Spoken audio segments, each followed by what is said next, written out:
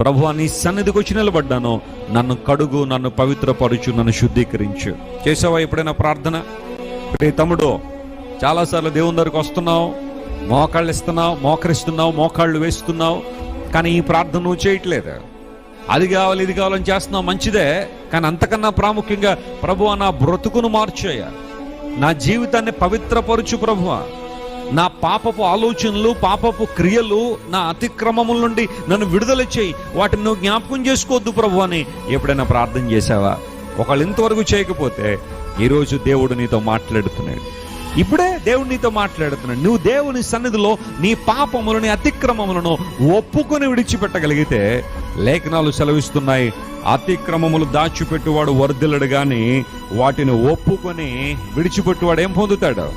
కనికరం పొందుతాడని బైబిల్లో రాయబడింది.